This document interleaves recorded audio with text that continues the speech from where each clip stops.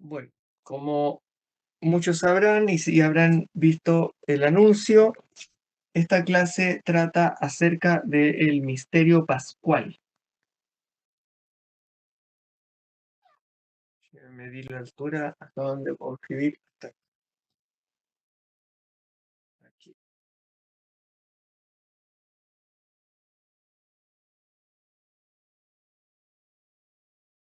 ¿Qué es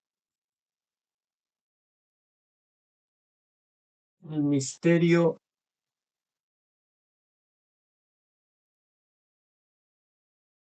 pascual? Una pregunta antes de comenzar. ¿Alguien ha oído acerca de ese concepto antes o ha oído esa palabra alguna vez? Lo voy a poner aquí.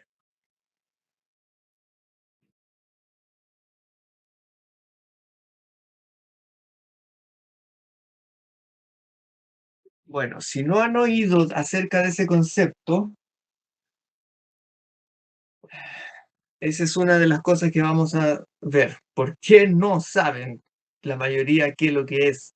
Siendo que el mismo catecismo actual que se usa mucho en la Iglesia Nuevo Orden, que es el de 1992 de Juan Pablo II, ese catecismo define el misterio pascual como el núcleo, como el sentido total de la fe católica, como que de esto se trata la fe católica.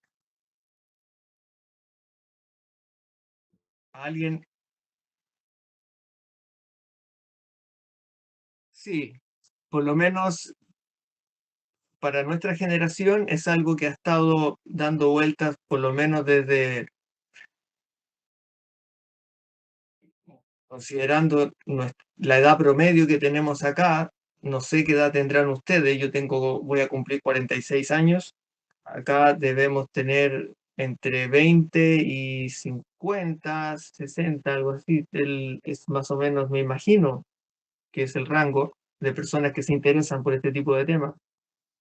Lo saco a partir de eso, porque el tipo de persona que se interesa por este tipo de temas teológicos y acerca espirituales y acerca de la historia de nuestra Santa Iglesia, oscila más o menos entre ese rango. Eh, y eso implica que hemos nacido en una época modernista, en tiempos modernos, es decir, con una Iglesia Católica reformada. No, no alcanzamos a nacer y criarnos en una iglesia como siempre ha sido. Y si hemos llegado a ella, ha sido en el camino. Hemos descubierto que la Iglesia Católica de siempre, de la misma que de la misa del Padre Pío, de San Francisco de Sales, de San Bernardo de Claraval, de Santa Rosa de Lima, infinidades de Santa Teresita de los Andes, Santa Teresa de Ávila, etcétera, San Juan de la Cruz, es una teología básicamente muy distinta a la que se enseña hoy. Y como dijimos, eso tiene estrecha relación con el curso que vimos la vez anterior sobre la reforma litúrgica, porque hubo una reforma que acabó siendo como una revolución, porque dieron vuelta a todo, tomando la fe católica a través de la liturgia y retorciendo el sentido, haciendo el juego a través de la lex orandi, lex credendi,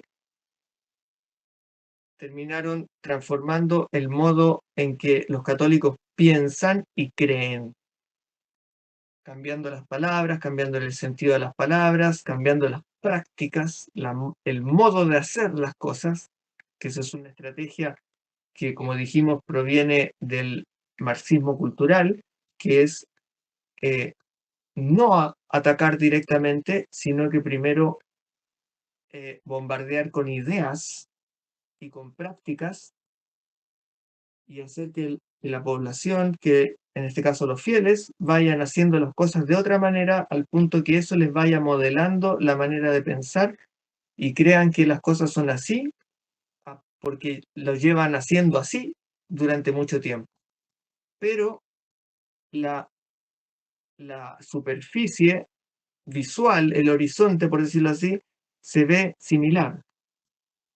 O sea, están los santos, está nuestra madrecita Virgen por siempre, está Cristo, pero significan ahora otra cosa y están conectados de manera distinta. ¿Cómo puede ser algo así? Bueno, eso es lo que vimos en el curso anterior. Fue un trabajo largo de reinterpretación de toda la catolicidad, de toda la fe católica para ponerla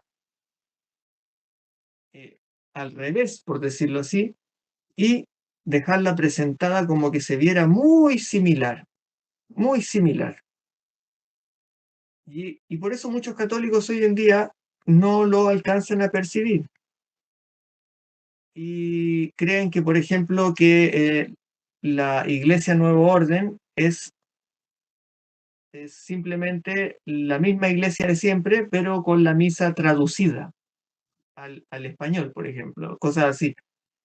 Que es una idea muy naif, muy ingenua, y no los culpo porque en realidad no es la culpa de los fieles, eso viene de la crisis del magisterio, de que no se les ha educado en la fe, en la santa tradición y en la conexión que hay con 2000 años de coherencia histórica para que la fe pueda ser y sostenerse válida, intacta, testimonio de la verdad que Cristo es. O sea, la Santa Iglesia necesita ese corpus que es, porque la Iglesia es un cuerpo del cual la cabeza es nuestro Señor Jesucristo, necesita ese desarrollo y ese despliegue, a pesar de que la revelación es una y se cierra con el punto final del Apocalipsis en San Juan, aunque para la iglesia moderna no es así, no lo creen así, y ahora vamos a explicar por qué, entre otras cosas.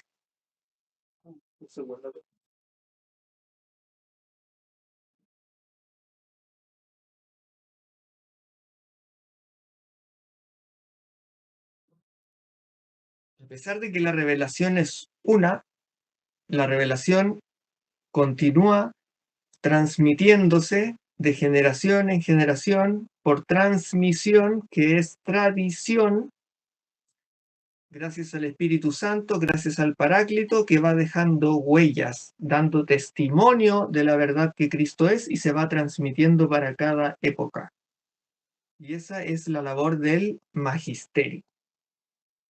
Porque las fuentes de revelación, como hemos dicho, son dos: la Santa Biblia, la Santa Tradición. Y el tercer pilar, porque son tres pilares y dos fuentes de revelación, el tercer pilar es el magisterio. Pero el magisterio no es fuente de revelación, el magisterio es difusor de la revelación.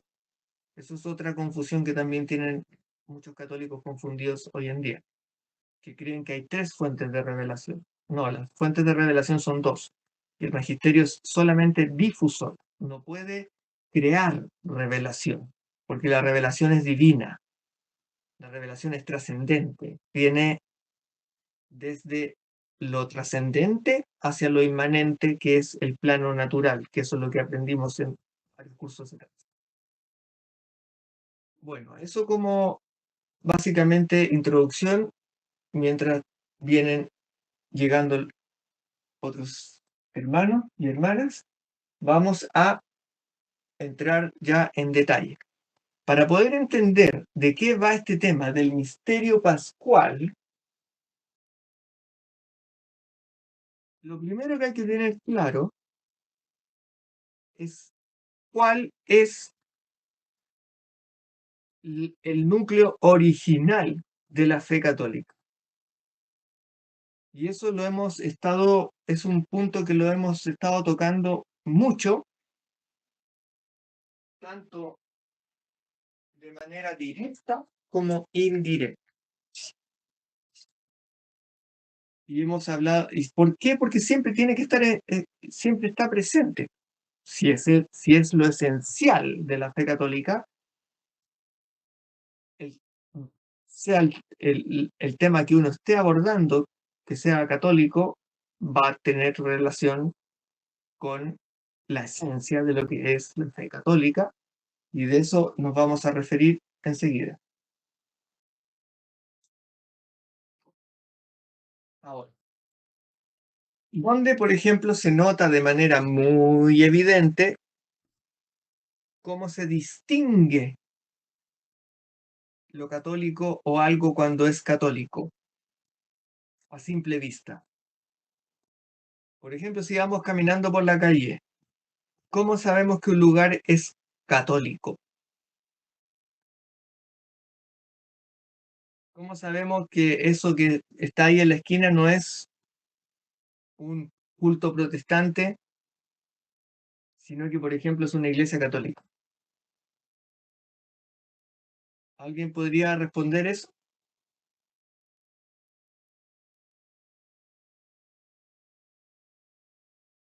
O, por ejemplo, cuando se ponen signos, así señales, ¿cuál es el símbolo de la iglesia católica?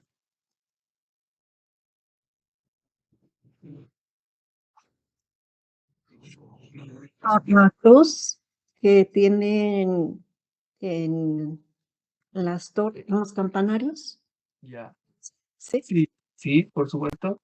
Y cuando lo usa uno o cuando está de una manera o lo ponemos en nuestra habitación o en nuestra casa, ¿cómo se presenta esa señal? ¿Qué es el crucifijo? Perfecto. El crucifijo, ¿y qué es lo que expresa el crucifijo? La crucifixión.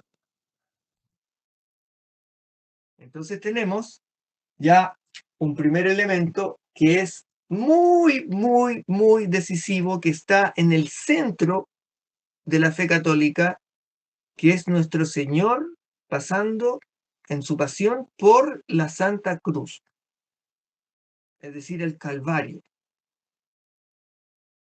Es decir, la Santa Cruz,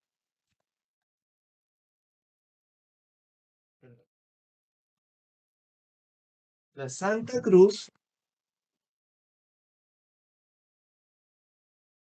también le podemos llamar crucifijo, también le podemos llamar Calvario, también le podemos llamar el sacrificio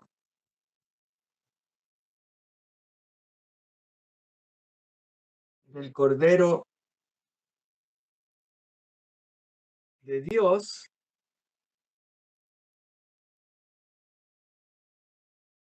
que toma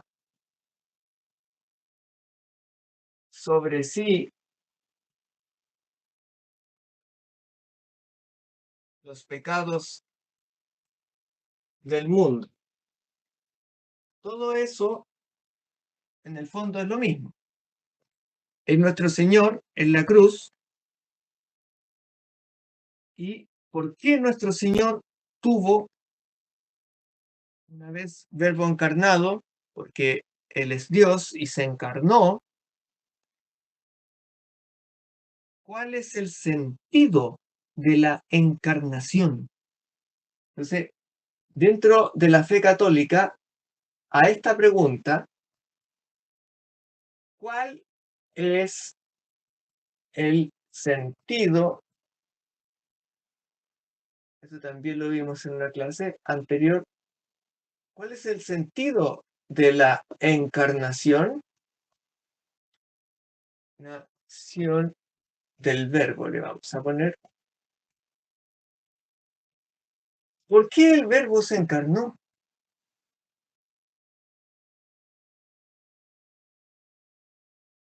Recuerden, si hay personas que están aquí por primera vez, que la metodología con que trabajamos es cuaderno, para los que están viendo esta clase, cuaderno, lápiz. Y tienen que ir apuntando por lo menos lo que va en la pizarra para que tengan buenos apuntes y puedan revisarlos posteriormente.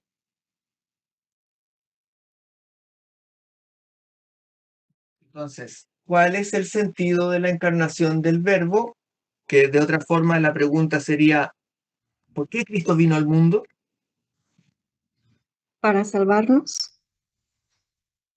Para salvar. Exactamente. Para salvar. Entonces ¿cuál es el sentido de la encarnación del Verbo? Respuesta, la salvación. Y para ponerlo más completo, la salvación de las almas. Y eso es lo que queda como tarea para la Santa Iglesia. De hecho, esa es su tarea y su misión principal. Si uno revisa el código canónico, uno va a encontrar que esta es la ley suprema de la Santa Iglesia. Y como ley suprema, para ser cumplida, todas las demás son subordinadas. ¿Y qué quiere decir eso? Que esta es más importante que todas. Y por cumplir esta, se pueden incluso romper otras. Entonces, algunos se pueden sorprender y decir, vaya, ¿cómo? ¿Hay leyes en la iglesia que se pueden saltar? No, no es que se puedan saltar por capricho, no, es por la salvación de las almas, para cumplir la misión principal. O sea, por ejemplo, casos extremos donde hay muchas personas muriendo, muchas personas perdiendo su alma, se puede acudir a la ley principal para poder salvarles el alma.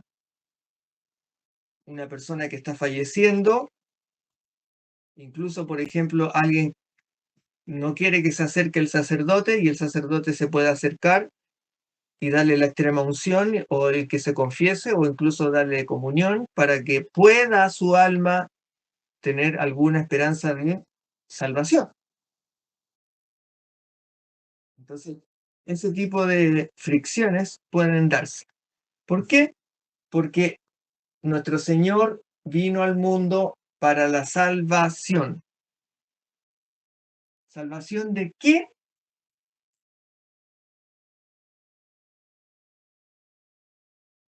De los pecados.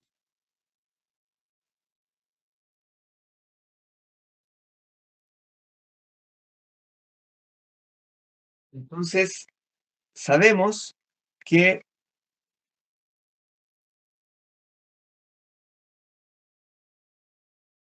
los pecados que vienen del pecado original, recuerden ir tomando apuntes porque voy a ir borrando. Entonces ahí ya tenemos tres elementos. ¿Cuál es el núcleo? ¿Por qué vino el verbo? Vino para salvar. Entonces, profundizando en esto mismo, ¿por qué tendría que salvarnos? Porque existe el pecado original y existe una alianza, la antigua alianza y la nueva alianza, que nosotros también conocemos como Antiguo Testamento y Nuevo Testamento, que para muchos fines se usan como sinónimo. Eso también lo hemos explicado. Testamento y alianza son un pacto. Entonces, el ser humano, vamos a poner el hombre, peca, es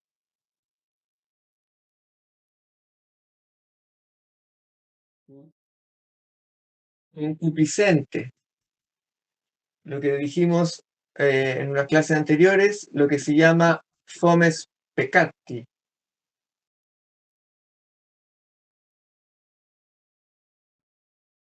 aquello que fomenta, perdón, sí, aquello que fomenta el pecador, aquello que incita al pecado, que traemos como herida del pecado original. Y esto viene dándose desde tiempos, desde la caída, desde la expulsión del Edén. Entonces, si nosotros lo vemos en términos de, si ponemos esto a la luz del plan salvífico, plan que lo hemos explicado otras veces, que plan salvífico, que también otros mencionan como historia de la salvación, es todo el desarrollo que ha ocurrido espiritualmente y paralelamente en la historia. ¿Cómo se ve reflejada en la historia de la humanidad? La mano de Dios, por decirlo así, que está movilizando situaciones, eventos, personas, para que se vaya cumpliendo el plan salvífico. Dentro de lo cual, parte del plan salvífico tiene una gran etapa, que es lo que llamamos antigua alianza, o la etapa de la ley mosaica también, que se suele marcar con Abraham como patriarca, Abraham, Isaac, Jacob, Jacob Israel, las 12 tribus, etcétera, que vivieron bajo la concupiscencia, pero siempre con, entonces vamos a poner aquí, en la antigua alianza,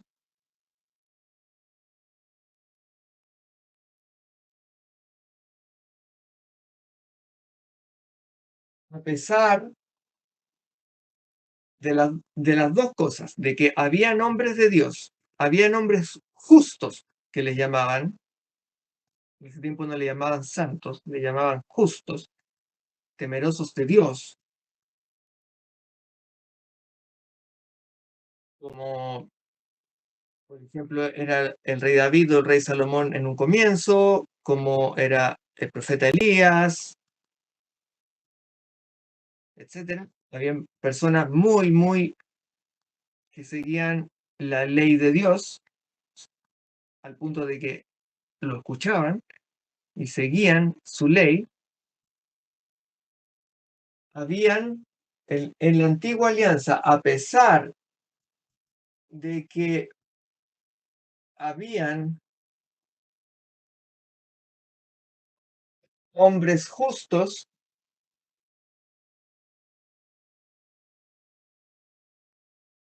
lo que reinaba en el mundo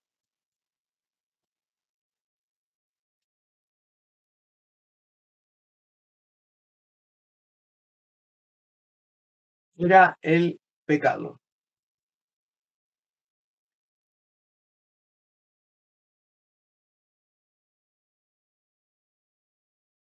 Ya estoy abriendo la... Ya. Reinaba el pecado. Pero Bueno, esto debería ser un punto seguido.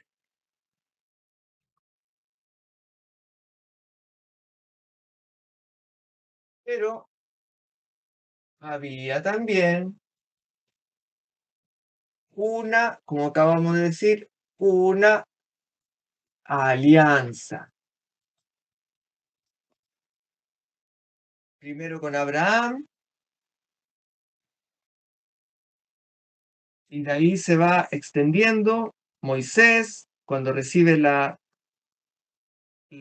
el decálogo, como se le suele llamar, y otra serie más de instrucciones que fue recibiendo, como hacer el tabernáculo, por ejemplo, el arca.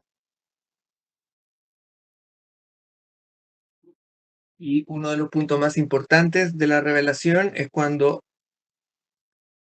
Moisés se encuentra frente a la zarza ardiente y Dios le dice quién es. Moisés le pregunta, bueno, ¿de parte de quién voy a decir que voy? Y Dios le dice, yo soy el que soy. Lo cual es preciosísimo, porque el hecho de que quede formulado de esa manera, yo soy el que soy, yo soy el que soy, tiene una connotación ontológica, es decir, que afecta a un nivel filosófico, a un nivel metafísico, que ya deja claro de que hay un ser supremo que es único. Y si nosotros lo vemos tal cual, es de ahí donde viene la palabra, la expresión Yahvé, que, porque la frase tiene tres partes, como eso lo hemos mencionado también antes. Yo soy el que yo soy, por decirlo así. Son tres partes donde la primera y la última se repiten y la del medio es distinta. Yo soy el que yo soy. Y ese yo soy es Yahvé. Yo soy, entonces dice Yahvé, no me acuerdo cómo es la otra parte porque no sé hebreo. Ayer, creo que dice Yahvé, ayer, Yahvé, algo así. Yo soy el que yo soy. Sería traducido así literalmente, yo soy el que yo soy. Pero lo importante de eso, como les decía, es que por una parte marca ontológicamente que el Ser Supremo es único, es uno, y por otra, de que eso no es un nombre. ¿Qué es esto? Sí, porque si fuera un nombre sería un sustantivo propio. Si fuera una cosa sería un sustantivo común. Si fuera una característica sería un adjetivo. ¿Pero qué es esto? ¿Alguien puede responder eso? ¿Es el ser? Sí. Y el ser, cuando nosotros decimos que algo es, ¿qué función gramatical estamos ocupando? Si no es un sustantivo, no es un adjetivo, ¿qué es lo que es? ¿Un sujeto? No. El sujeto podría ser un sustantivo, podría ser... Es más sencillo. No se preocupe. Es un verbo. El verbo ser.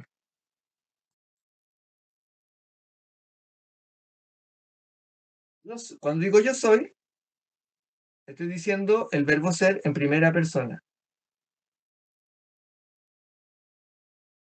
Si recuerdan en la escuela, cuando uno aprendía los verbos, a conjugar verbos, o cuando estudia idioma, primera persona, segunda persona, tercera persona del singular. Y después vienen primera persona, segunda persona, tercera persona del plural. Entonces, primera persona del singular, yo soy. Segunda persona del singular, tú eres. Tercera persona del singular, él es. Entonces, es un verbo.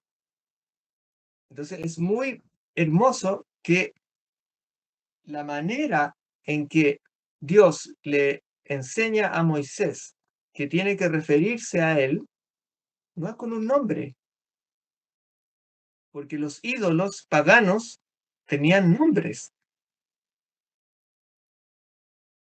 pero Dios Todopoderoso, creador del cielo y de la tierra, le dice yo soy, le dice un verbo, una expresión verbal. Es hermoso, porque el verbo, obviamente, nosotros sabemos que el verbo es el Hijo. Entonces, la manera de referirnos a Él es a través del Hijo. Es muy bonito. Y eso ya está incluido desde la antigua alianza. Entonces, ¿qué pasa ahí? Pasa que si nosotros nos referimos a Él como un verbo, eso es activo, acción, porque el verbo supone acción. Ujú.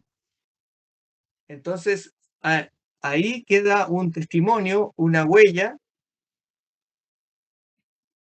que así van quedando, como hemos visto también, muchas en el Antiguo Testamento, que solo se entienden conociendo a Cristo.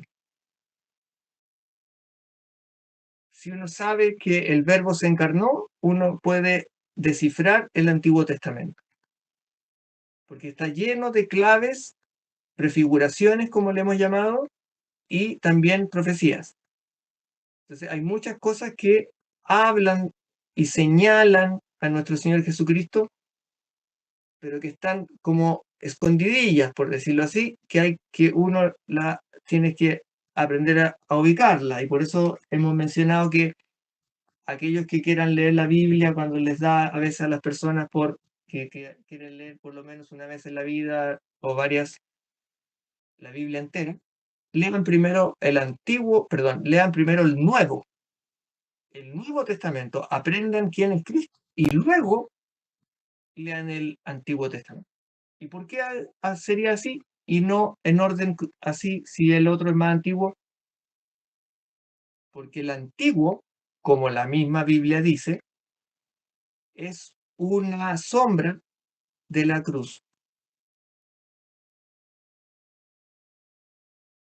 Y nuestro Señor Jesucristo es el que convierte en verdad, realiza todo lo que antes fue prefiguración, fue un esquema. Es decir, todo lo que vivió el pueblo elegido, entre comillas, los hijos de Israel, Jacob, Israel, las 12 tribus, es un ensayo, por decirlo de la forma, es un ensayo para la venida de nuestro Señor. Suena fuerte, algunos se podrían oponer y decir, no, pero es que el pueblo judío es el pueblo elegido, Bueno, no nos reclamen a nosotros, eso está en la Biblia,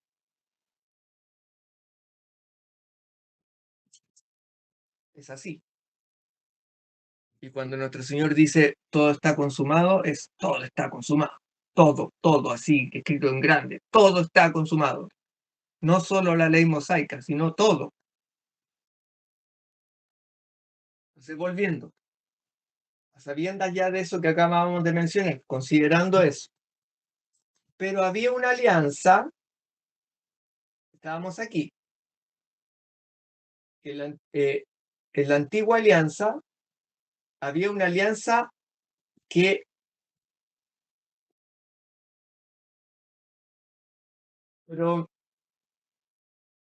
prometía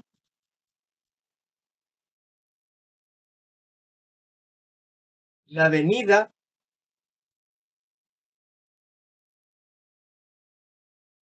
del Mesías.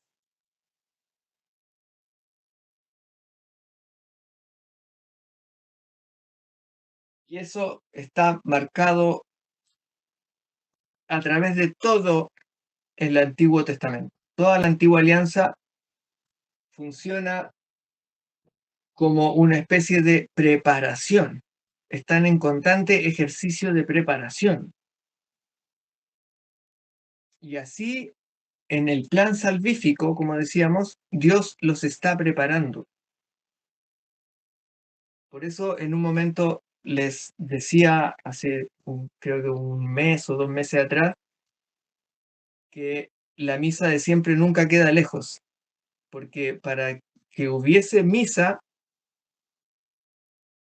y hubiese sacrificio cruento e incruento, personas como Abraham tuvieron que esperar miles de años.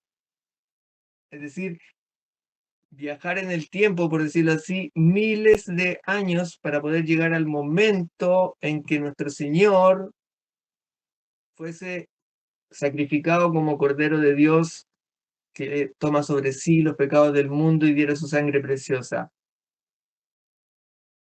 Por lo tanto, nosotros no podemos reclamar por viajar 1 hora o 3 horas o 4 horas. Eso no es nada comparado con todo lo que vivieron tanto los patriarcas como los profetas, que tuvieron que esperar miles de años para que llegase el Verbo a encarnarse y naciera también la Santa Misa. Entonces, ¿qué implica esto? Como decíamos, que todo lo que ocurrió antes llevaba esto que es la promesa del Mesías. Por lo tanto, eso unifica todo. ¿Y para qué decir los salmos? O sea, por ejemplo, si uno lee los salmos o lee al profeta Isaías, es una cosa estremecedora, emocionante. Cómo queda adelantada la venida así de una manera tan preciosa. De hecho, cuando hemos hablado acerca de Biblias, yo me encontré con una Biblia que, si bien no es de mis favoritas, repetir eso porque puede que no se escuche bien.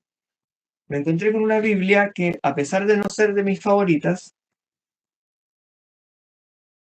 encontré un detalle bastante bonito,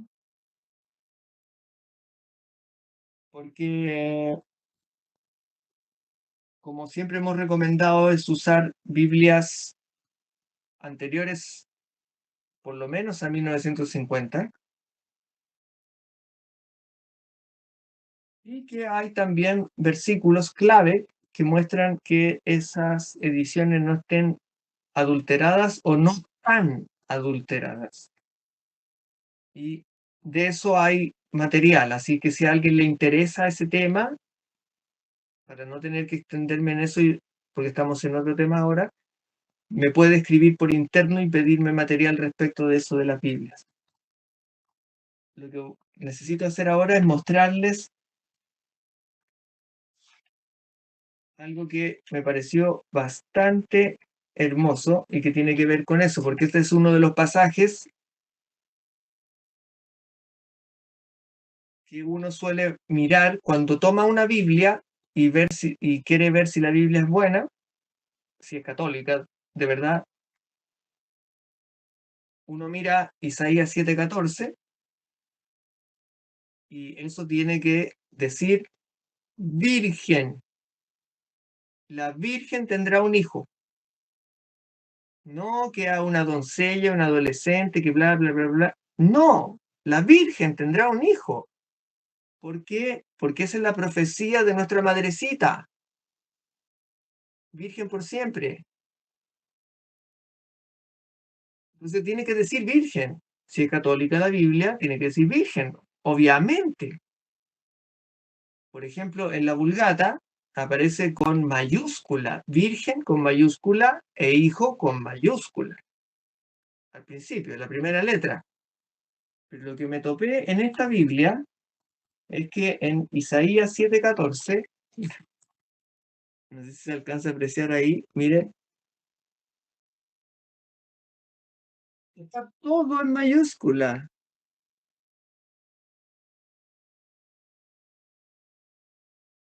Todo el versículo en mayúscula.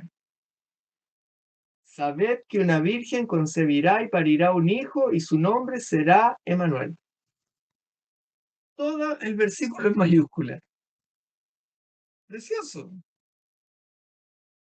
Las cosas se agradecen, gracias a Dios. Entonces, el Mesías ya estaba siendo esperado. Por eso también existían, en la época de nuestro Señor Jesucristo, ya llevaban una buena cantidad de tiempo los esenios, que son para muchos los precursores del Carmelo. Porque como en el Carmelo habitaba el profeta Isaías, y era un lugar muy espiritual, los esenios, justo antes de la llegada de nuestro Señor Jesucristo, que eran muy estudiosos, empezaron a darse cuenta de que las profecías estaban convergiendo, los tiempos se estaban cumpliendo, se estaba llegando a lo que se llama la plenitud de los tiempos. Por lo tanto, para que ya llegase el Mesías, ¿qué es lo que hacía falta? Para que llegara al mundo, que tuviera una madre. Entonces, como cuenta la tradición, ellos oraban porque apareciera nuestra Madre María Virgen por siempre, que apareciera esa Virgen de la profecía. Es muy bonito eso, porque tiene que ver, bueno, al principio con los esenios y después es retomado también por la orden carmelita, del Carmelo. Es importantísima para el desarrollo de la Santa Iglesia y la difusión del mensaje de nuestro Señor Jesucristo, por supuesto. Entonces, si toda la época de la antigua alianza empieza a converger hacia la plenitud de los tiempos, tenemos otro factor que ya encarnándose el Verbo a través de nuestra Madre Virgen por siempre, él empieza, después de 30 años, a expresar a través de sus palabras la voluntad del Padre. Porque recordemos siempre que las palabras, lo que Cristo decía, es voluntad del Padre. Y el pan bajado del cielo es su carne. Cosa que los protestantes tienen confundido y creen que el pan de vida eterna, es la palabra. No, la palabra es la voluntad del Padre. El pan de vida, el pan del cielo, es su cuerpo. Y eso lo deja clarísimo en San Juan 6, sobre todo del 30 hasta el final del capítulo.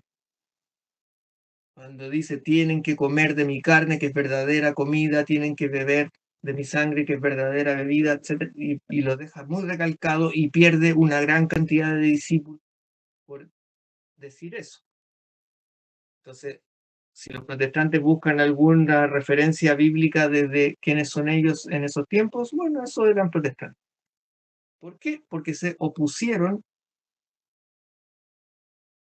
a la comunión, al sacramento, a que había que comer el cuerpo de Cristo.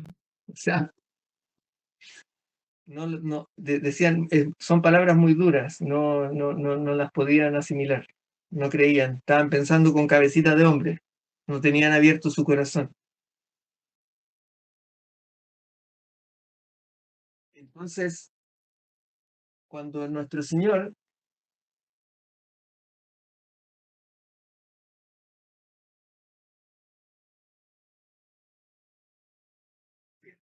vamos a hacer todo pasado,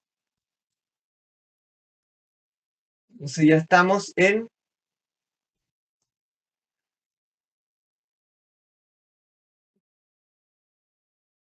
la encarnación,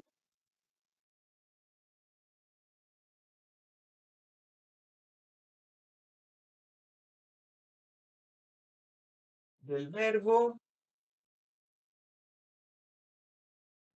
para la salvación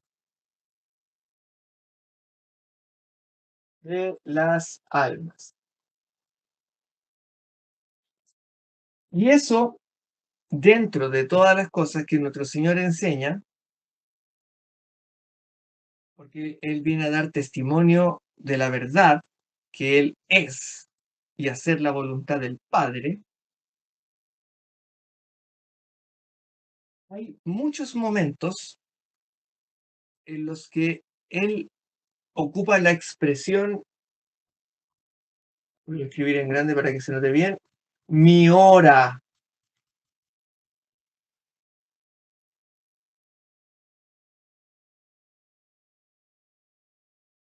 También dice mi momento.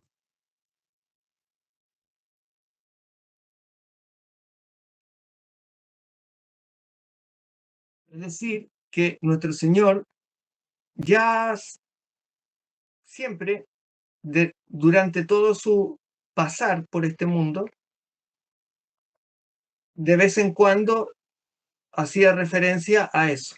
Decía, mi hora no ha llegado, mi momento, cuando llegue mi momento, cuando dice, o cuando sea alzado, todo será traído hacia mí. Siempre está como, él sabe que hay un punto específico que es su hora. ¿Alguien recuerda alguna perícopa o algún versículo donde dice mi hora aún no ha llegado o mi momento no ha llegado? Cuando nuestra Madre Santísima, la Virgen María, le pide que convierta el agua en vino. Claro, la boda de Canaán. Sí. Importantísimo. ¿Por qué? Porque es el principio.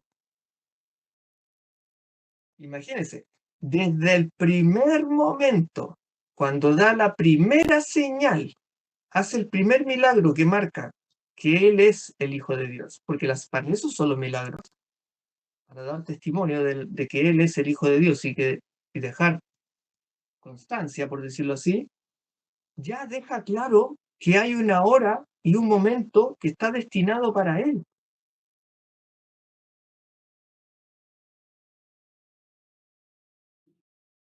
Ya va marcando que las cosas apuntan hacia allá. Todo remite hacia allá, hacia ese punto que es el núcleo de la fe católica. Entonces nuestro Señor Jesucristo tenía muy claro que iba a llegar un momento que es su hora. Y asimismo lo repite después en otras ocasiones, como les decía. Entonces, ese tema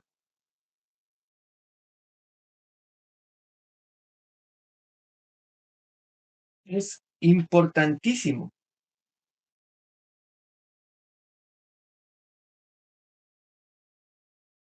porque nuestro Señor sabe y su misión de encarnación está completamente ligada a la crucifixión. ¿Por qué? ¿Por qué hay una ligazón? Permiso, recuerden ir apuntando. ¿Por qué hay una ligazón tan estrecha entre encarnación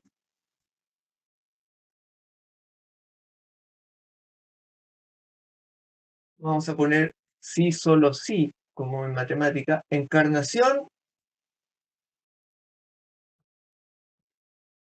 vamos a poner en términos generales, sacrificio del Cordero de Dios? ¿Por qué se encarnó para ser sacrificado? Como dijimos, para salvación de las almas. Porque durante miles de años el ser humano venía arrastrando los pecados del mundo.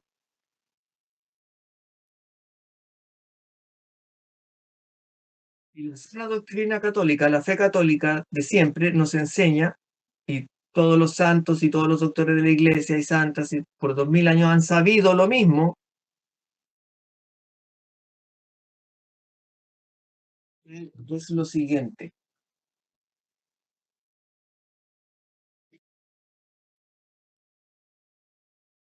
El pecado tiene una gravedad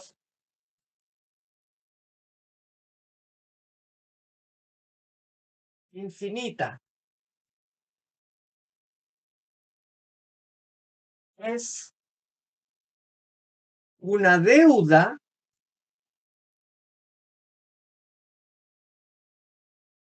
que no se le olvide jamás. Es una deuda que el hombre no puede pagar.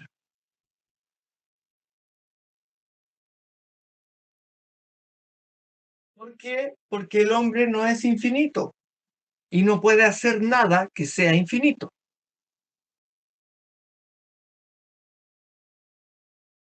Entonces, lo único que podían hacer en la antigua alianza era hacer sacrificios de cordero, emulando, anticipándose y haciendo como, como un, por decirlo, un anticipo, una especie de señal de que el cordero va a ser sacrificado, el cordero va a ser sacrificado, el cordero verdadero, el original, porque ellos están sacrificando corderos, bueno, también sacrificaban otros animales, pero principalmente corderos, para expiar e intentaban expiar sus pecados haciendo el mismo gesto que se hace en una epíclesis, poniendo las manos así, y se supone que los sacerdotes le transmitían los pecados a ese cordero y que ese cordero que era consumido por las llamas junto con el incienso subía a Dios en agradable aroma, como suele decirse en el lenguaje de la época. Entonces, ¿por qué a Dios le agradaba eso? Porque era una señal de su Hijo. Y eso queda marcado desde el principio, desde Caín y Abel. ¿Por qué le agradó el sacrificio de Abel y no el de Caín? Porque Abel sacrificó un cordero primogénito y Caín el fruto y el trabajo de los hombres. Nótese la diferencia. Suena parecido, ¿cierto? A lo como se dice ya, el fruto y el trabajo de los hombres, como cantan en los cultos hoy en día. Ya, el fruto y el trabajo de los hombres no le agradó a Dios, porque Dios no quiere pan y vino. Dios quiere a su hijo, y su hijo se encarna para el sacrificio definitivo, haciéndose volviéndose él mismo el Cordero de Dios. Y así lo reconoce San Juan Bautista: he ahí el Cordero de Dios que toma sobre sí los pecados del mundo. Y por eso mismo, también, esto es algo que a veces no se menciona, pero nace en Belén.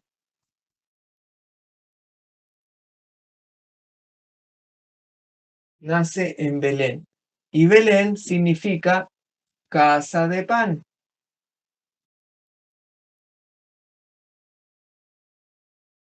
¿Y qué tiene de especial que haya nacido en Belén? Bueno, una, que es el mismo lugar donde nació el rey David, y otra, que en Belén es el lugar donde había muchos pastores. De hecho, por eso estaba el portal de Belén y el pesebre, y la pesebrera donde él pudo nacer, y los ángeles se presentan a los pastores, porque habían a las afueras del pueblo, en las colinas, siempre habían pastores criando corderos. Eran especialistas de generación en generación en la crianza de corderos.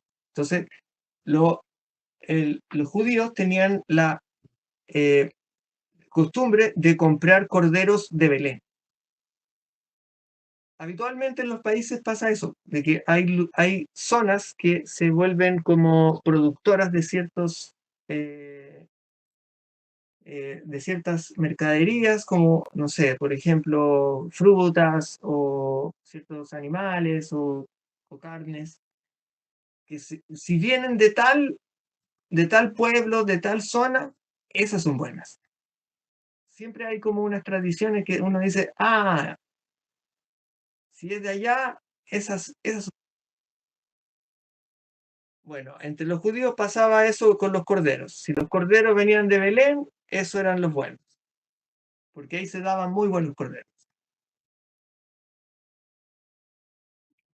Y los pastores tenían, que eso es un oficio que se heredaba de sus padres de generación en generación, que criaban los corderos en Belén, tenían la costumbre de, cuando nacían una camada de corderos, sabían detectar cuál era el inmaculado, cuál era el que servía para ser sacrificado.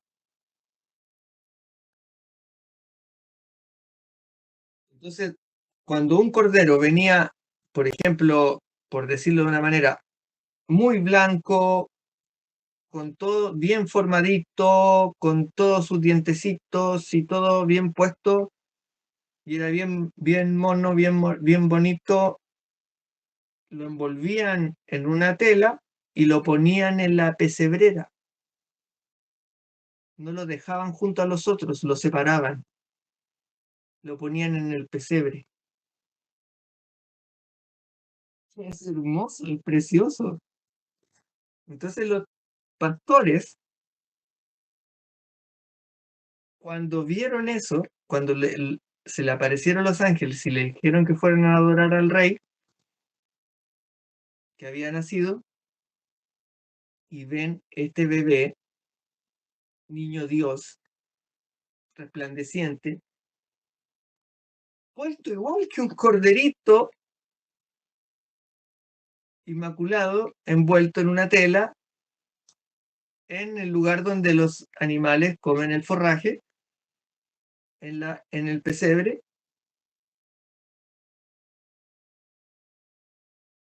Y muy probablemente en ese momento no lo entendieron, o quizás sí, pero vaya a saber uno, pero la señal está. es el Cordero Inmaculado. Porque no basta con el tema de la primogenitura, porque como ya deben saber los católicos, el tema de la primogenitura es variable, no es un tema que signifique el primero que nació de muchos. No, la primogenitura significa el que hereda, el que lleva el mando después del padre. Y eso se ve en infinidades de ejemplos en la Santa Biblia, tanto en el Antiguo como en el Nuevo Testamento. La primogenitura se solía, claro, decir el primer hijo, pero era variable. Así como Esaú cambió su primogenitura por un plato de lentejas, la primogenitura podía ser variable. Si un padre encontraba que un hijo era más capacitado que otro, podía darle la primogenitura a otro. Así es que eso de primogenitura y ser el primero de muchos hijos, es variable. En el caso de nuestro Señor no hay problema porque Él es unigénito y primogénito. No de porque haya tenido hermanos carnales, sino porque después viene, si Dios quiere, todos nosotros. Toda la gran iglesia como cuerpo místico. Entonces nace en Belén como cordero. Y el cordero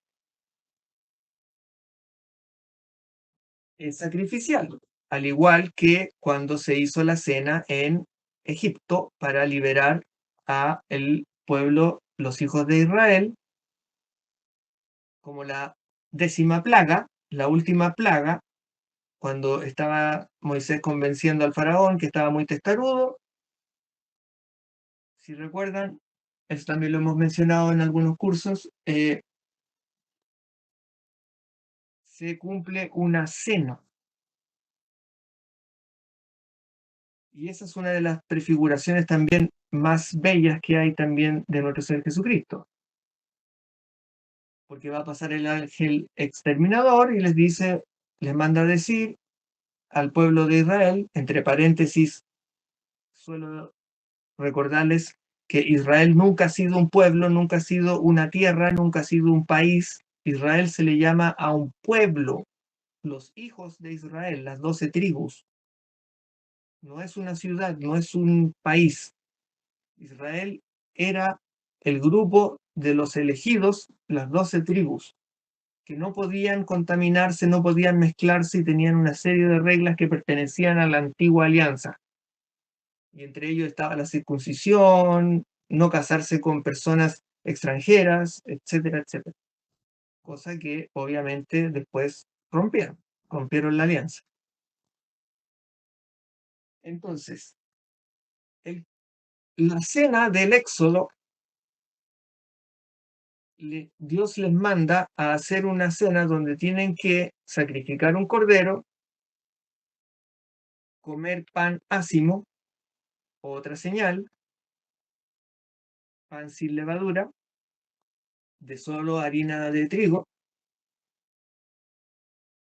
Obviamente, si era una cena tenía que llevar vino, pero lo importante aquí es que hay un cordero sacrificado y que con la sangre del cordero tienen que ir a marcar los maderos de la puerta. Y esto siempre lo repito porque es importantísimo. La sangre del cordero en los maderos de la puerta los va a salvar. Entonces, si uno saca la cuenta, a ver, la sangre del cordero en los maderos de la puerta. ¿A qué nos suena eso? Los maderos, la sangre del cordero, la puerta. Obviamente se está refiriendo, es una señal de Nuestra Señora. Porque ¿quién es la puerta? ¿Quién dice yo soy la puerta? Nuestro Señor, por supuesto. Cristo. Cristo, por supuesto. Él es la puerta. Y los maderos son la cruz. Y la sangre, su preciosísima sangre. Y salva.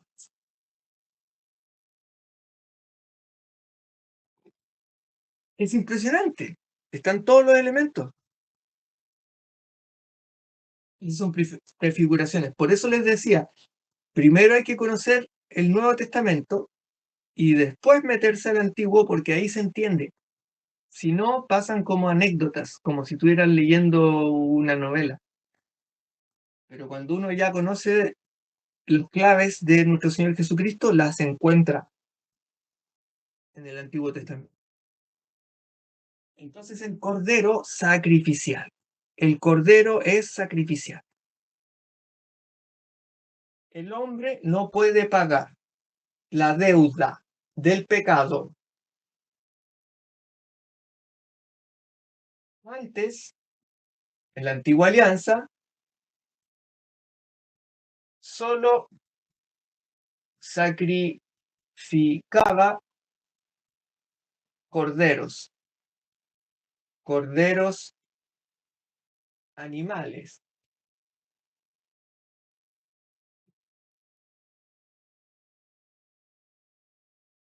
lo cual llega hasta, según las profecías, por ejemplo, en la profecía de Daniel, de las 70 semanas, se dice que en la última semana, en la mitad de la semana, se va a terminar todo el proceso que han vivido hasta el momento y que se va a cambiar el sacrificio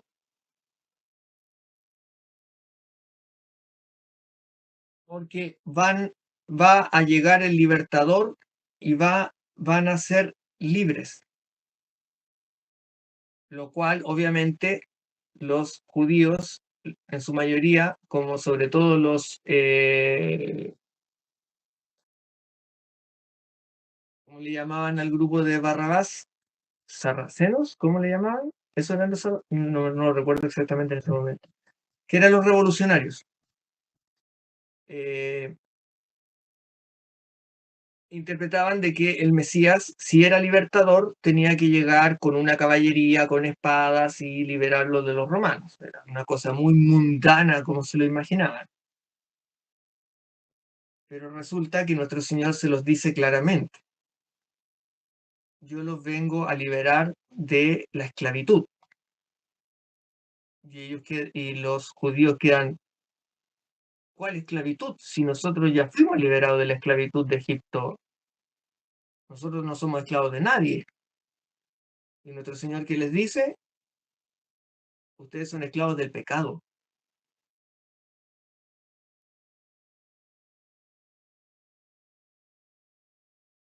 Yo los vengo a liberar.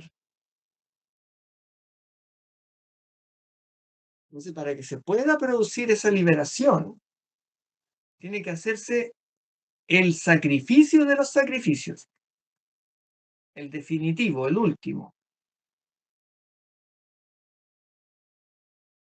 Entonces, el hombre no puede pagar la deuda del pecado, por lo tanto no puede haber remisión, el cielo está cerrado, porque desde que se cerró el Edén, se cerró también el cielo, y los justos que decíamos de la antigüedad, como Abraham, como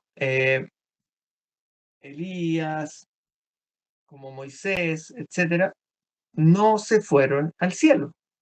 Bueno, Elías es un caso distinto porque él fue arrebatado en un carro de fuego. No se fueron al cielo. ¿Dónde se fueron? Al seno de Abraham,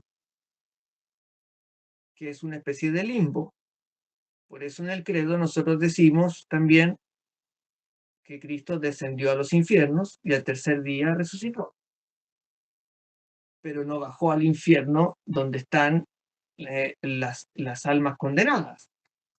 No, bajó al limbo de los justos o seno de Abraham, como se llama, a buscar a los justos de la antigüedad para llevarlos arriba al cielo.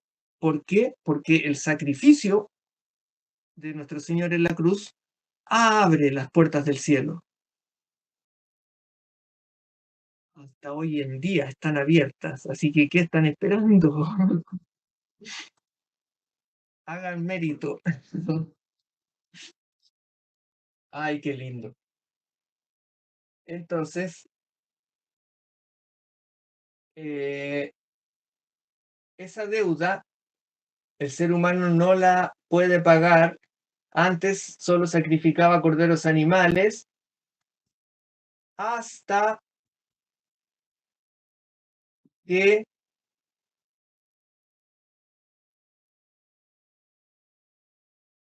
nuestro Señor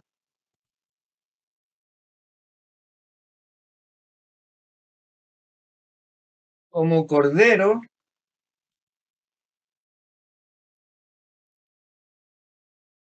de Dios, ¿se ve ahí? Sí, como cordero de Dios, con su preciosísima sangre, pague con su... ¿Se alcanza a ver ahí? O le voy a poner algo para que se levante.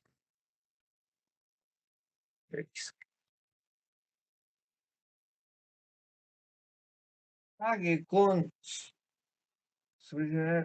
pague con su sacrificio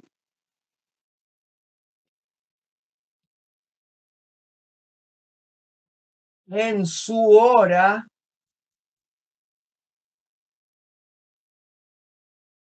pague con su sacrificio en su hora la deuda infinita. ¿Por qué? Porque Él, al ser verbo encarnado, segunda persona de la Santísima Trinidad, es Dios. Por lo tanto, Él puede hacer algo infinito. Y estando en cuerpo de hombre, puede hacer abrir la posibilidad de que el ser humano pueda seguirle.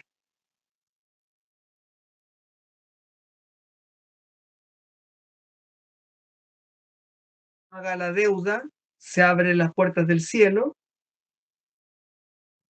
y deja su cuerpo y su preciosísima sangre para que nosotros podamos acceder a través de los sacramentos que nos da, podemos entrar a ser parte de Él, a unirnos con Él. Eso es importante tenerlo muy claro. Los católicos nos llamamos hijos de Dios y decimos nuestra madrecita, decimos Abba Padre y Madre Virgen por siempre, cuando estamos en Cristo. Un bebé que es bautizado, por ejemplo, está en Cristo porque está limpiecito, es inocente. Pero una persona que ya está pecando necesita pasar por el sacramento de confesión para limpiarse y poder seguir alimentándose del pan del cielo, de la carne del cordero, y lavando sus pecados en la preciosísima sangre de nuestro Señor, que esa sangre es de valor infinito. Una gota de esa sangre puede quitar todos los pecados del mundo. Y Él nos dio su sangre, así como en Canaán, de manera sobreabundante. Así tremendas tinajas llenas de vino, bueno, para nosotros eso es la sangre de Cristo que salva. Así que, ¿qué estamos esperando? vivamos como Dios manda, sigamos sus sacramentos, porque así se paga la deuda infinita. Y así se lavan los pecados en su preciosísima sangre. Y todo eso está presente en la revelación, tanto en la Santa Tradición como en la Santa Biblia, es indiscutible. Y eso ha sido transmitido de generación en generación, y cada persona que ha recibido inspiración del Paráclito da testimonio de lo mismo. Lo va expresando de distintas maneras, pero en el fondo es lo mismo. Es coherente, porque en la Santa Iglesia Católica nada se inventa, porque la revelación ya fue. Y como dijimos al principio, se cerró la revelación en el punto final del Apocalipsis de San Juan. Y hasta ahí llega la revelación. Punto. Ya no hay más revelación. Lo que hay después son frutos o huellas del Espíritu Santo, así como en Pentecostés, que ahí llega, ¡boom!, llega raudo, llega poderoso y le da todo el empuje a la Santa Iglesia, que ya estaba lista y formada para que se ponga en movimiento sencillamente. ¡Fum! Y los lanza a evangelizar en todas las tierras. Entonces, el mensaje que se transmite en el Evangelio es básicamente esto, lo que hemos estado viendo hasta el momento. Que nuestro Señor, que estaba anunciado desde antes como el Mesías, vino, se encarnó, nació de la Virgen, fue rechazado por sus hermanos, pagó con muerte, muerte de cruz, dio su sangre preciosa para lavar nuestros pecados, porque tomó como Cordero de Dios, tomó sobre sí los pecados del mundo, de todos nosotros, míos, suyos, de todos, porque si hay algo que le causó sufrimiento a nuestro Señor, no es solo ni exclusivamente el dolor físico que puede sentir un hombre durante la pasión, que de causar dolor, causa dolor, por supuesto. Pero el gran dolor de nuestro Señor, imagínense, piénsenlo un momento, él tenía visión beatífica. Él podía ver más allá de lo que nosotros vemos. Y podía ver todos los pecados que se estaba echando encima, todas las miserias de la humanidad que habían habido, que estaban siendo ahí y que vendrían después hasta ahora.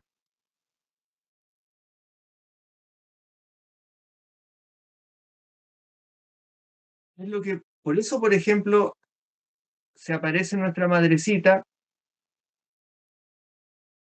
por ejemplo, en Fátima y, y en otras apariciones, dice, las ofensas al corazón de mi hijo y al mío son terribles y causan un dolor terrible.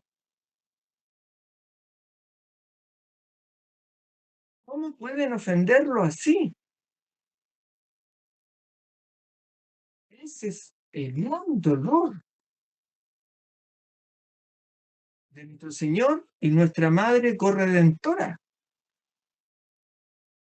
Porque más allá del dolor físico, hay un dolor en el alma, un dolor en el corazón,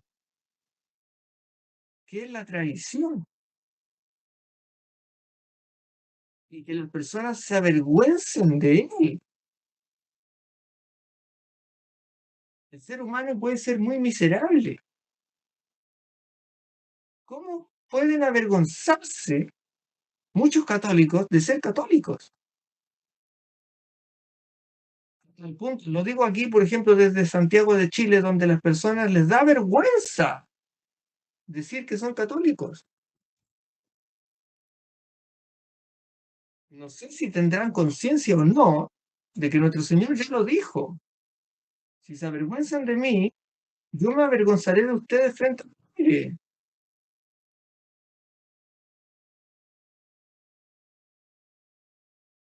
Entonces es un tema delicado.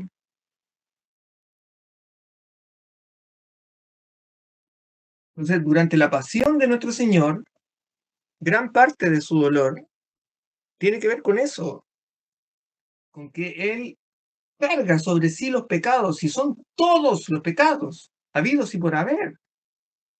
Es una cosa sobrenatural que nosotros no logramos comprender.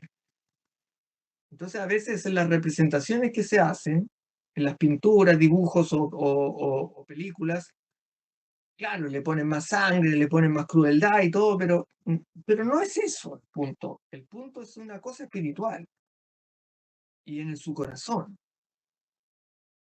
que fue abierto por una lanza, y de ahí brotó agua y sangre, y de ahí nace la Santa Iglesia. ¿Y quiénes estaban al pie del Calvario? De pie, nuestra madre, Stabat Mater, y el discípulo amado. Ellos son nuestros modelos. Así debemos estar, a los pies del Calvario. Y la Santa Misa católica de siempre es el sacrificio incruento, es el Calvario en el modo del amor, en el modo incruento, en que ya no hay ofensas, ya no hay látigos, ya no hay todo eso que tuvo que pasar de manera terrible de castigo en su cuerpo, pero su cuerpo está ahí. Y la Santa Misa es el sacrificio incruento de nuestro Señor. ¿Para qué? Para que usted se pueda salvar, para que yo me pueda salvar, para que todos nos podamos salvar, todos los muchos, no todos, muchos, como dice sus propias palabras. ¿Por qué? Porque él sabe que hay otros que no van a querer y lo van a rechazar. Ese es otro punto que hoy en día está tergiversado. Entonces, nuestro Señor paga la deuda infinita con su sangre preciosa.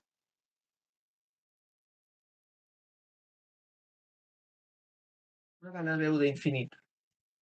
Qué bueno está ahí.